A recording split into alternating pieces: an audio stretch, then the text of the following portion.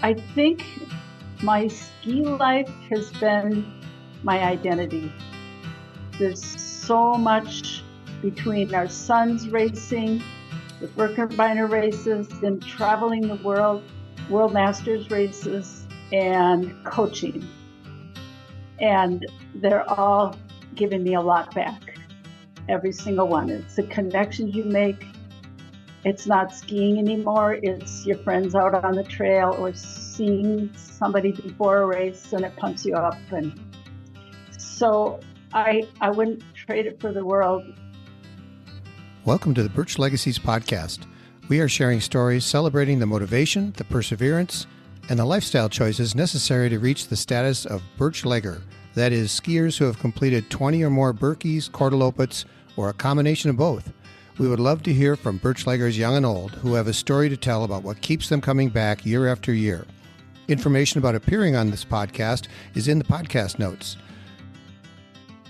Hi folks, welcome back to Birch Legacies, and I have an extremely special guest with me today, Nancy Bauer, who I've known from way back, the years of coaching high school skiing. Welcome to the podcast, Nancy, and I'm really looking forward to talking to you today.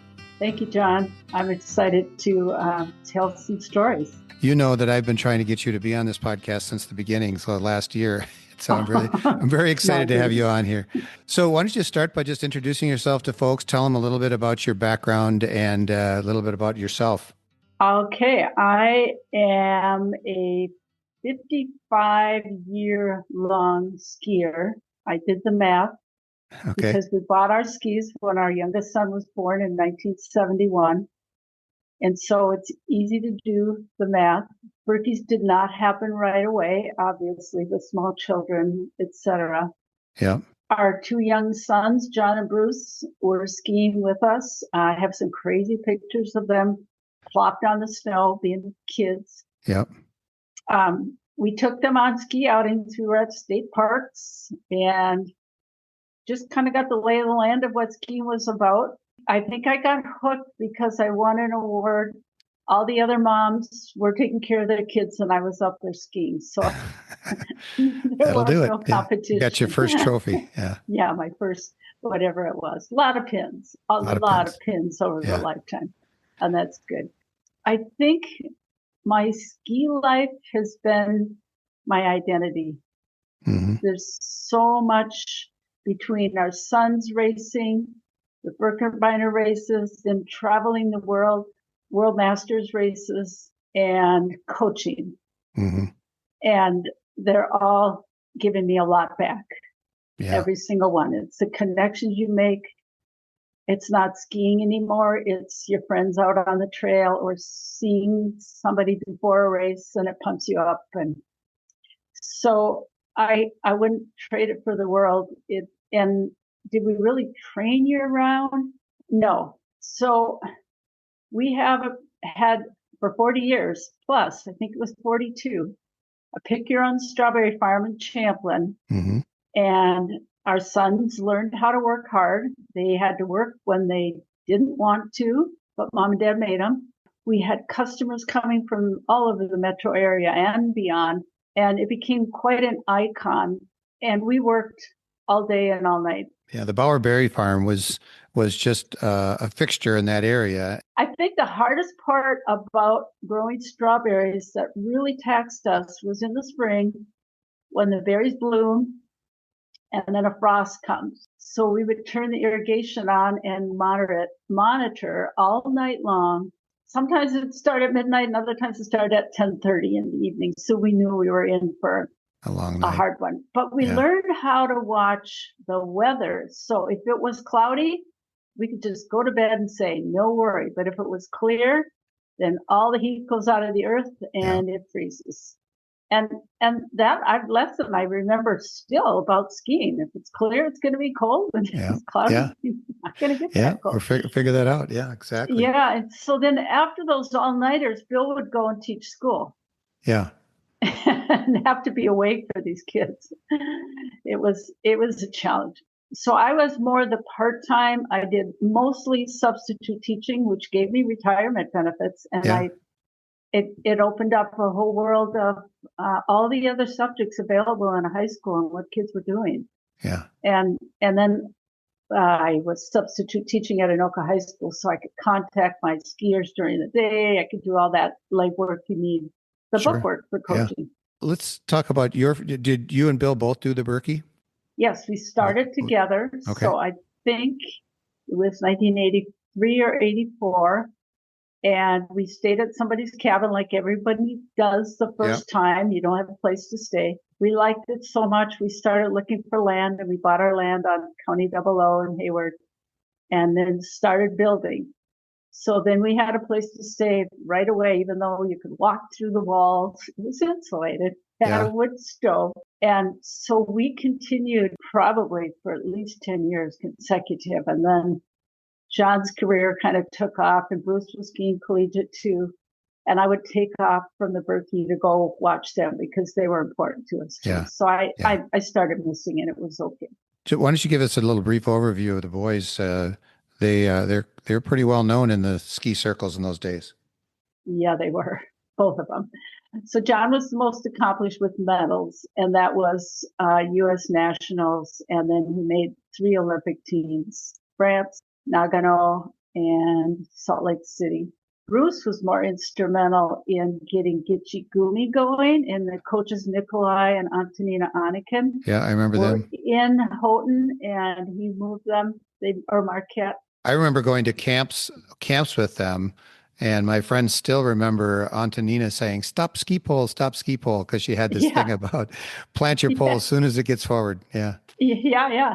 So Bruce was very much involved with Gitchigumi, and he's more the coach, really good at coaching.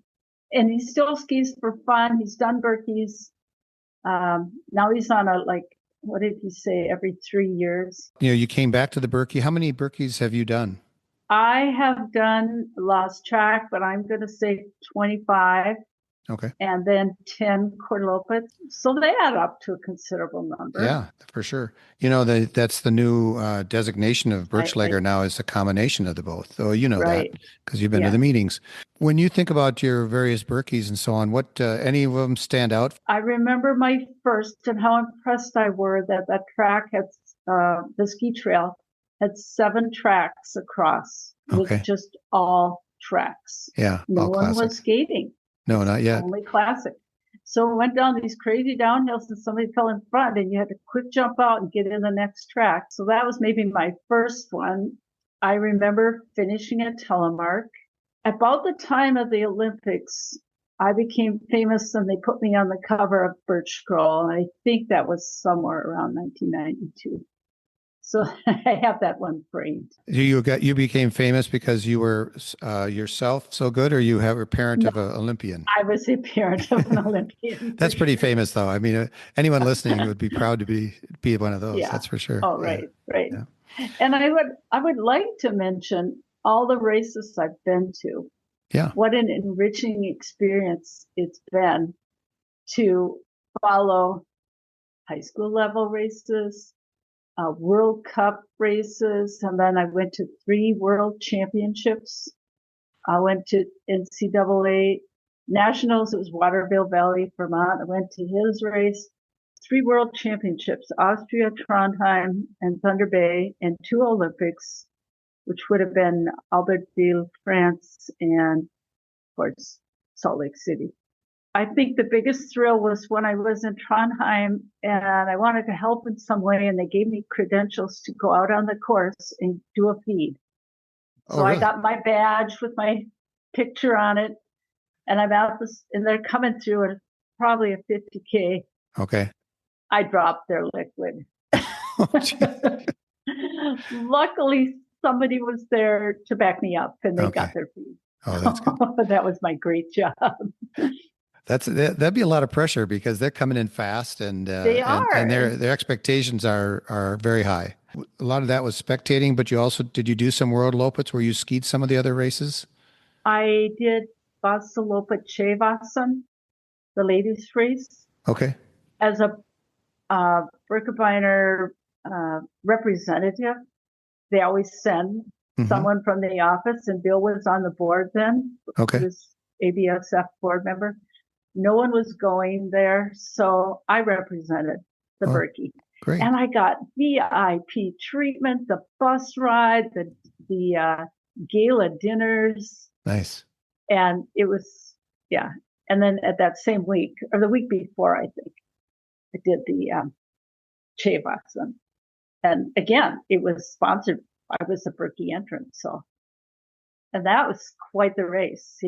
And I had never done it, women only. Yeah. So that was fun. I've done the World Masters races, not so many World Loppet. Okay. And World Masters is you don't qualify. It's like Senior Olympics, but the Americans kind of stay together. We get to know each other and then race against international competitors. And from year to year, you know the Swedes, you know the Finns in your age group, and it's very much what we want. Yeah. In peace and understanding. So one of the things I was going to ask you about is, maybe, or you could share, is that I see you all the time because I go ski at the Birkie start a lot for training during the year. And I can pretty much count on any Saturday or Sunday that you're going to be out there, Nancy. Tell us a little bit about what you're doing these days. Besides skiing for yourself, what are you doing for other people?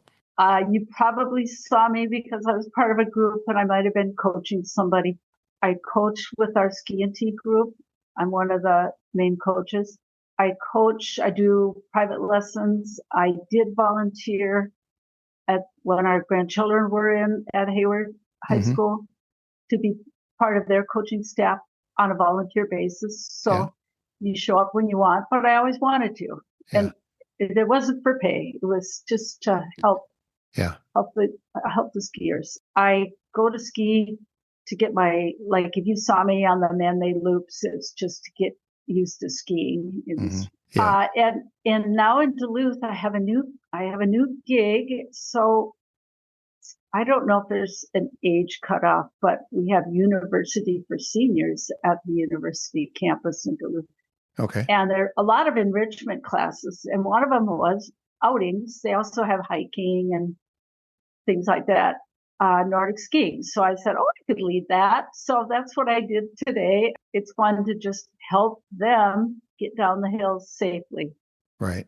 So what are you doing as far as the Birkie these days? Are you skiing the Birkie, the Korte, anything? I am this year for the first time going to be a Birkie ambassador. Okay. And we kind of name what we want, where we will be to help out. So I was looking at other people's responses, and they're doing food stops, or they're doing like I am, the start gate on Saturday. That's a really fun one. The gate lifter. It's a real power position. You lift the gate and tell them they can go. I am also helping out with the Barker Birkie, which I've done for many, many years. Since its first inception. And my friend who was the race chief, Connie Meek, she bought some dog hats, and she wanted some kids or some skiers to be pooper scoopers. So that was our first effort.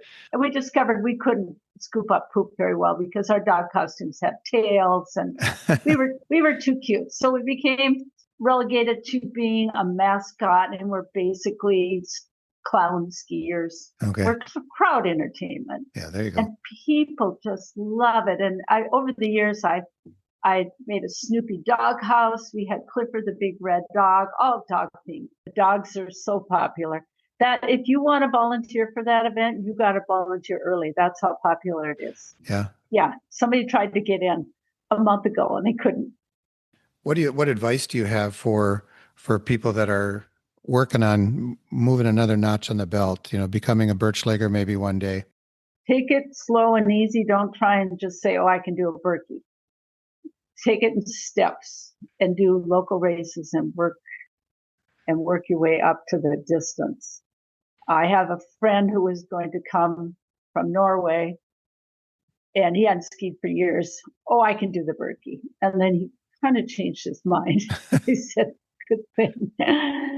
Because they say, 30 miles, I can do 30 miles. And they just think distance, but not the terrain or the people. So I think another piece of the puzzle would be to ski in a crowd and know how to navigate those downhills with people around. It's one thing to go up, but it's another piece of the puzzle. the downhill. Anything else, Nancy, that you like to? It's been fun talking to you today. Is there anything else that you want to add to the story? Yeah, two more things. Oh yeah, please. When I was coaching at Anoka, of course, you have the skiers you remember. Mm-hmm.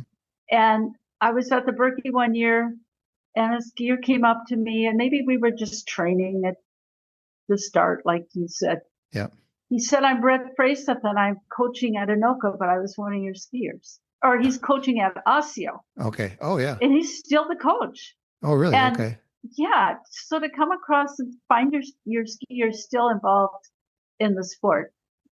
But my biggest claim to fame is the Minnesota state champion this year, Logan Dreblow. Oh yeah. Did you follow that? I saw that.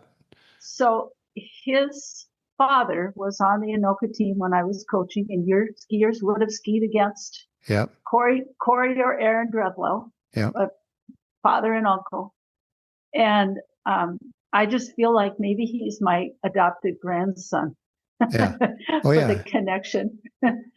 And that's really fun. You just come across these people in their lives. And I've also had employees from our berry farm that are skiers. Oh really? And they're doing Birkie. And so it's all about connections. Yeah.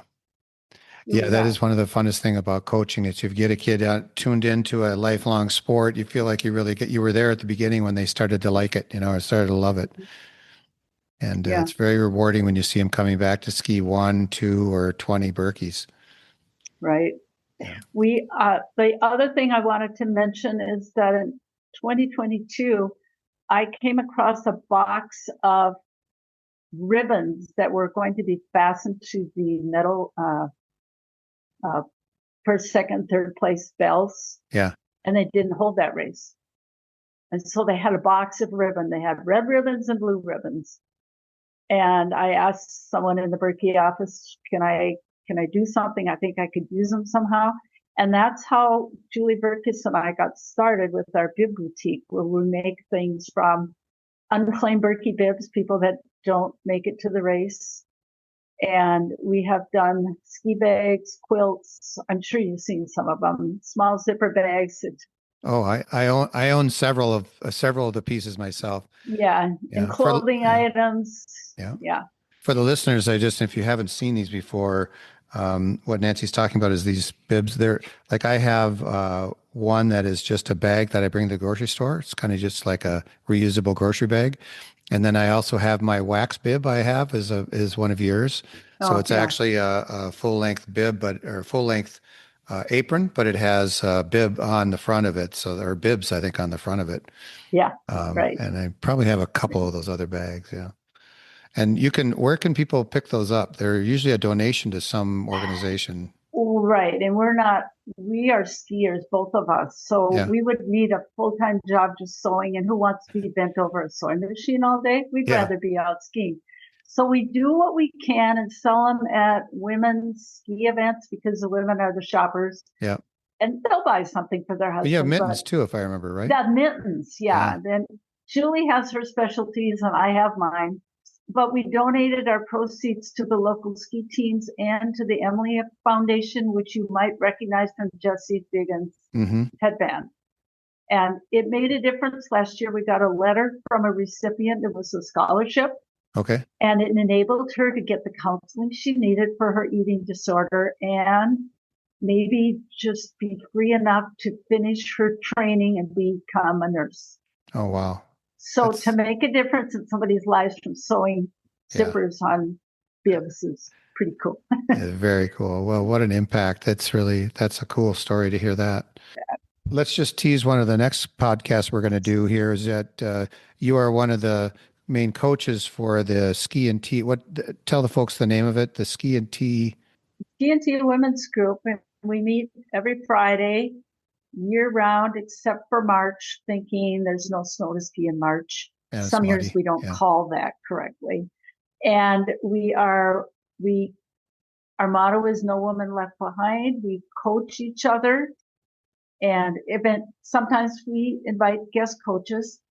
The year-round thing is hiking and running, and we push ourselves to challenges, go up run some running, some walking, just some speed work. But I think the most important thing is the bonding and the support that everyone feels. It's not just skiing fast. It's having a sister, another sister. And we really are a sisterhood that has made a huge impact in a lot of our lives. And I've been in it for 18 years. I was one of the first. But we keep getting new people, and they love it. That's great. Well, for the listeners I have an appointment with the Ski and Tea women's group to be on this podcast, and I think we're going to have multiple voices on at the same time. So looking forward to recording that. And we've got a plan in mind of how we're going to do that, and I think we're working on getting that date and time nailed down, right, Nancy? Yeah, we have the date and the time, and I'm trying to get the ladies. These are all 15. 15 of them have Birch legging status, which is incredible in a group of that. I think in the Twin Cities, maybe, but not in a small community. Well, looking forward to that part. Well, Nancy, thank you so much for coming on here today. And these are evergreen episodes. You can listen to this anytime, in other words, but this happens to be Birkie week. So we're both kind of excited about getting up there and doing the things. And everyone who's listening, hopefully you have a good race and safe travels and the weather holds up. So Nancy, thank you so much for being here today. And I look forward to seeing you very soon at the Birkie and other places. Thank you. And you will see me in some kind of Birkie bib costume. All right. That'll be good. We're all looking forward to it. See you. Bye. Thanks for listening. Please check out the podcast notes to see links to the Birch Leggings Club and the Birkie website. If you've skied a combination of 20 Birkies and or Kortes, I encourage you to join the Birch Leggings Club. If you'd like to tell your Birkie story, please contact me, John Peterson, at my email listed in the podcast notes or by filling out the guest application form linked there. Please subscribe to our program wherever you get your podcasts and leave a review. You can also text us directly from your phone or computer using the quick link in the notes to let us know how we are doing.